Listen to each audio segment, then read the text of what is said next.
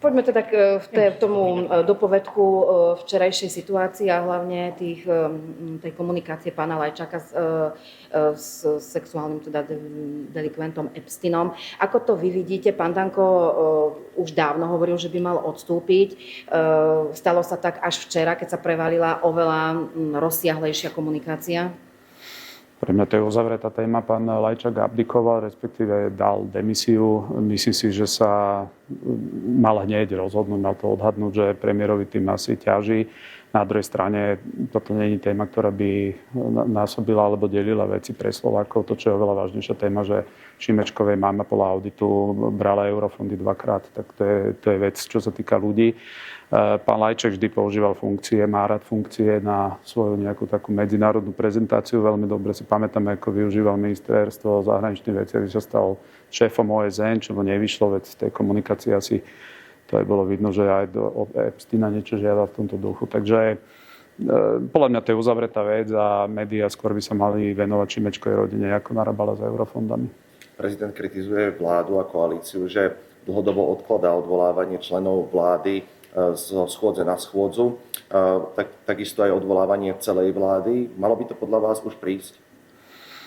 Pozrite, opozícia nemá žiadne témy, nevedia viesť odbornú debatu, to je bolo dnes vidieť v tej debate, takže myslím si, že jediné, čo nevedia každý týždeň dať odvolať nejakého ministra, tak je tam tuším 7 odvolávaní, tak sa chápem, že koalícia má inú vec na robote, ako stále len každý týždeň riešiť odvolávania niekoho. A myslím si, že v rámci jednej, by som povedal, nejakého spoločného bodu rokovania by asi sa malo potom prejsť všetkých, neviem už koľko, 7 odvolávaní ministrov plus vlády, že by to bol jeden bod a potom zase dojdú s odvolávaniami ďalších 7 ministrov na ďalšiu schôdzu. Proste oni nič iné nevedia, len toto stále dokola, preto ich cieľ je vlastne paralizovať činnosť parlamentu. Na druhej strane, dobre je to tam, tak asi vo februári by sa to malo urobiť jedno aj s druhým. Ako reagujete na to, že Peter Kotlár je obvinený zo šírenia poplašnej správy? No to považujem za dosť bizarné, pretože bol to Peter Kotlár, bol som na tej vláde, keď od neho pýtala polícia tie servere, ich ani nenapadlo vtedy si zobrať servere, on ich mal, čo sa týka tých momiek. Takže je to také divné, že polícia miesto toho, aby riešila to, jak sa tu robilo s mobkami, tak naháňajú Petra Kotlára, ktorý, dobre, môžeme si o tom myslieť, o tých prejavoch to alebo ono, ale proste keď sa prikryva nejakým znaleckým posudkom, tak je to celé na hlinených nohách už len z toho princípu, ale myslím, že Slováci už majú trošku vlastný názor na to, jak tá polícia funguje. Ako vnímate to, že aj prezident sa... Môžem? Či? Ako vnímate to, že aj prezident sa prikláňa skôr k vede? Ja si myslím, že každý sa k vede.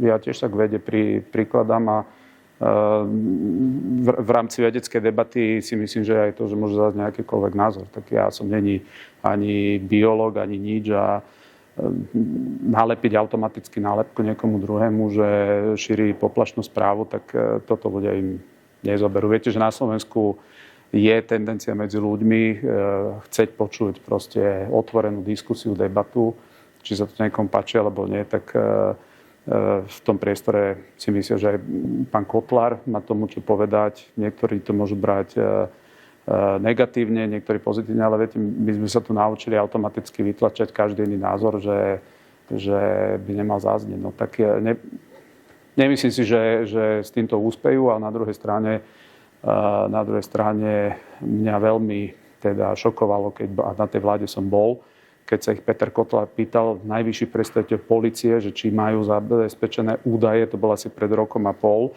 z tých serverov, kde boli všetci tí, čo s tými momkami tu tak parádne fungovali, veď veľmi dobre si pamätáme, že nerobili ani verejné obstarávania, kto koho poznal, tak dostal momku a ľudia toto očakávajú, že polícia začne riešiť. To nemá riešiť Peter Kotlár, no není polícia. Takže ja už mám svoj vlastný názor na to, že jak je vedený celý policajný zbor. Mal by byť pán Kotlár ďalej splnomocnencom? To je na premiéra otázka. Nevidím to, prečo by nemal byť, ale myslím si, že on dáta, ktoré dal ohľadom momiek, tak dal dávno polícii. Dávno polícii. A začnite sa pýtať polície, že teda, čo im to tak treba. Pretože ľudia nie sú hlúpi a myslím si, že že tie výsledky v tejto oblasti sú, keď poviem, že nulové, tak to je ešte nadnesené. Ale faktom je, že je obvinený zo šírenia Ale však dobre, počujete, obvinený... Myslíte, že takéhoto splnomocnenca máme vlády? Obvinený môže byť, kto chce, pokiaľ nie je odsúdený. Proste tu je tá prezumcia, vôbec neviem, akože však on to preberie, asi sa odvolá. Môžem? Môžeš. Prezident dneska povedal, že teda podpíše zákon o zmene rokovacieho poriadku. To znamená, že by mal teda s najväčšou pravdepodobnosťou vstúpiť do platnosti 15. mája. Bude už poriadok v pléne parlamentu? Tam sú pozitívne zmeny. Pozrite, každý má právo sa vyjadrovať, koľko potrebuje fakticky. Ak si niekto myslí, že je v prospech demokracie, ak tam čítajú telefónne zoznamy a tá debata je úplne jalová, nikam nevedie, tak to ja si nemyslím. To znamená, že toto absolútne neobmedzuje, neokliešťuje práva žiadnej opozície sa k čomukoľvek vyjadrovať, ale nemyslím si, že je pre nejaký aj spoločenský zmier, by som povedal, zmysluplné to, že niekto naťahuje rokovanie o jednom bode na 3 týždne a pritom dokola tam z chatu čítajú do im, čo napíše a opakujú sa dokola. Proste my sme mladá demokracia, myslím si, že rokovací poriadok je naozaj dôležitá vec, pretože sme parlamentná demokracia. Ak parlament nefunguje, ak je v parlamente chaos, sa to prenáša zákonite do spoločnosti. A ja som napríklad vždy hovoril, že považujem za abnormálne, že poslanec z opozície vystúpi, 20 minút nadáva na ministra a minister nevie mať faktickú poznámku ani 2-minútovú, aby na to reagoval.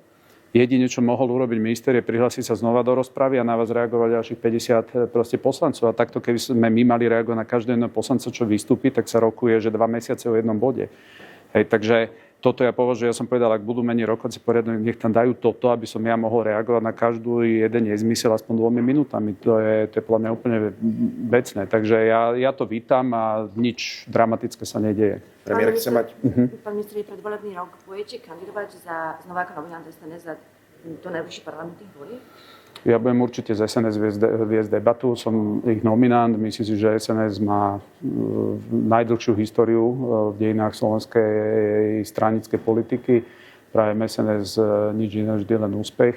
A bude to aj na nich, aby povedali proste, že v akej podobe oni mňa vidia, lebo počúvam, že teda len členovia, že môžu za SNS kandidovať. To znamená, sa ich budem pýtať, či teda ma príjmu ako člena určite, alebo to, ale neriešime to teraz vôbec. Premiér chce otvoriť tému, alebo chce mať na stole riešenie zatvorenej hliníkárne Slovalko v Žiari.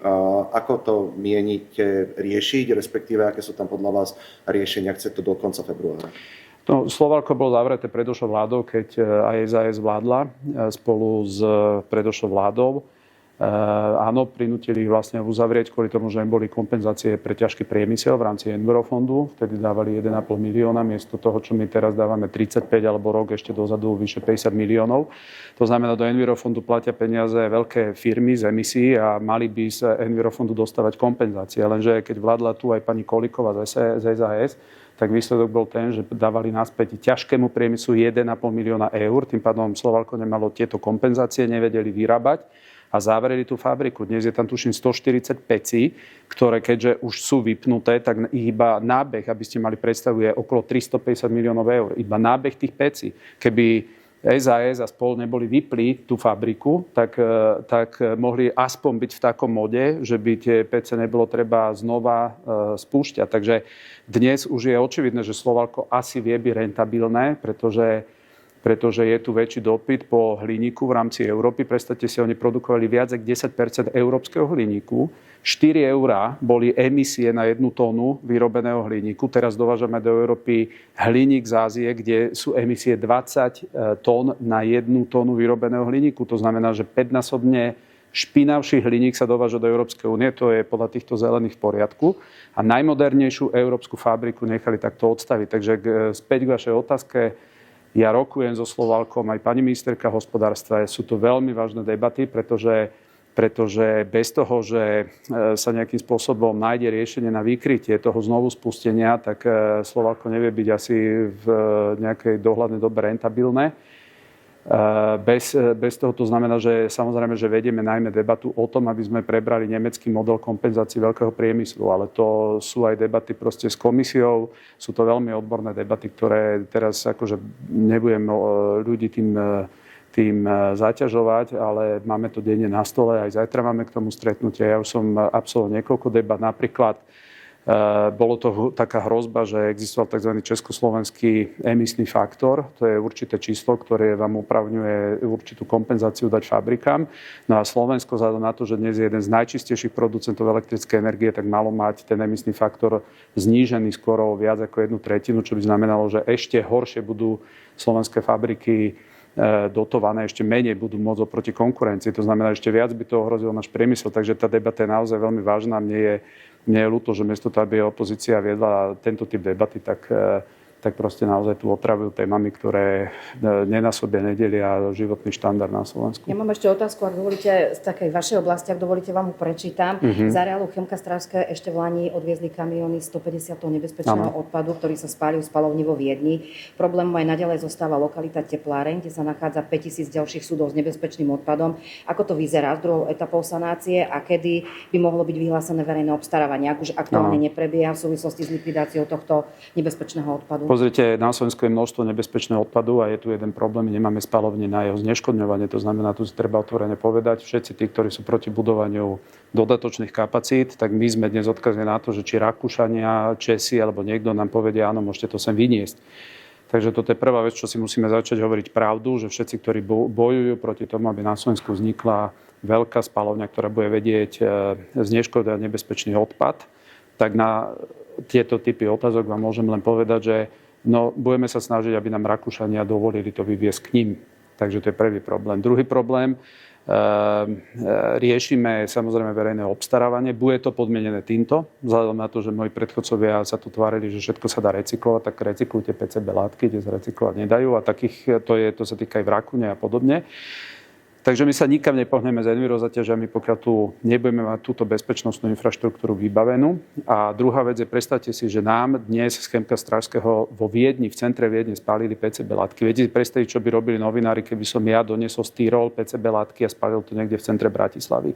To aby ste si uvedomili, že kde tá debata je. Takže ja verím, že tento rok to vysúťažíme, ale hovorím ešte raz, keby tu bola jedna veľká štátna spaľovňa, kde to vieme spaľovať, tak vám poviem hneď aj dátum, kedy sa to urobí. Ale my sme dnes odkazaní na to, že čo nám dá zahraničie. A to, čo je najhoršie, ak nevzniknú tu tie spaľovne, tak v prípade uzatvorenia skládok, čo viete, že Európska únia prikazuje 2035 mať uzavreté skladkovanie, tak dopadneme ako, nechcem povedať, nejaká krajina tretieho sveta, pretože ten odpad, ktorý sa nezrecykluje, tak budeme po kolena chodiť prosiť okolité štáty, že zoberte nám ho a oni nám budú diktovať za akých cien. To znamená, vyletí tu extrémne cena odpadu. Takže preto chcem povedať, že považujem za absolútnu prioritu dať povolenie na výstavbu aspoň 3, možno 4 spalovní.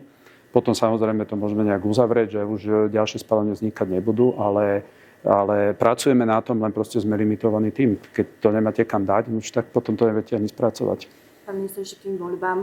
Viete si predstaviť spoluprácu s Borisom Kollárom, ktorý má pre vás dvere otvorené, keby ste náhodou s tým SNS sa nedohodli? Pani redaktorka, ja budem vedieť o svojej politickej budúcnosti reportovať po tom, čo primárne sa porozprávam z SNS. Ja naozaj nebudem čiastkovo reagovať na nič, pretože tak sa neinformuje o politickej budúcnosti. Ja vidím svoju budúcnosť z SNS a hovorím ešte raz, je to na nich, keď povedia, že oni ma tam nevidia alebo podobne, tak ja neviem robiť okolo toho cirkus, ale samozrejme, že ako ich nominant a ako človek, mne sa s nimi dobre spolupracuje.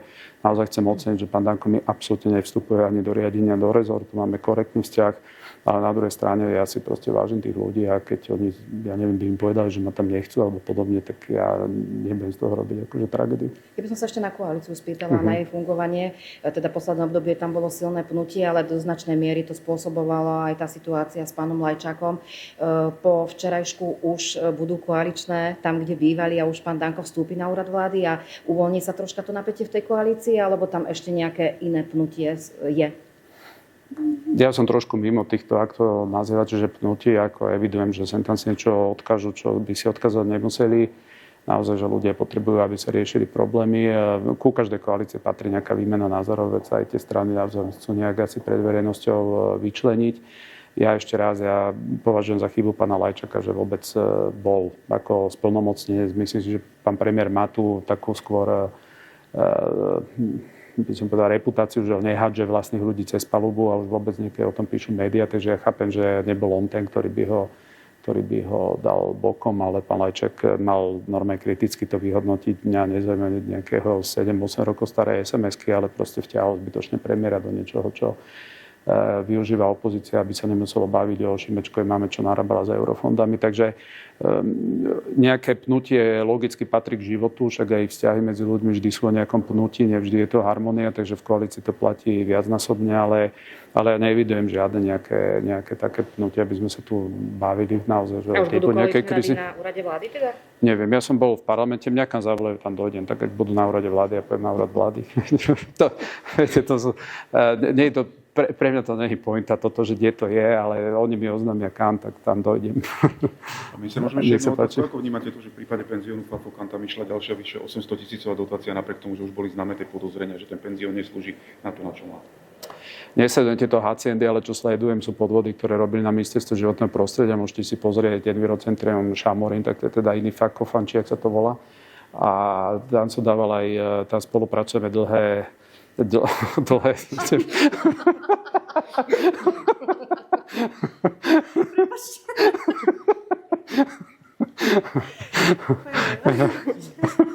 tak sa dá. Hej, tak tam viem, že polícia, akože, pozrite, ja o tých veciach nehovorím, lebo akože opozícia radi hovoria toto, tamto podozrenia. Verte tomu, že u nás je toho teda za Budaja a Kiču kvantum. Teraz to len preto vyšlo najavo, lebo denník SME o tom písal. Ale tam sú teda iné veci, iné slajady, jak sa hovorí. A postupne to pôjde von. Teraz išiel toto Envirocentrum Šamorín a keď to situácia dovolí, o tom poviem viac, ale takýchto perličiek je tam oveľa viac. Takže ja sa mám čomu vyjadrovať u mňa na rezorte, ale naozaj ja tieto haciendy nesledujem. Nie, nech konajú všetci, hej. A jak sa to volá ešte raz? Aha, sorry.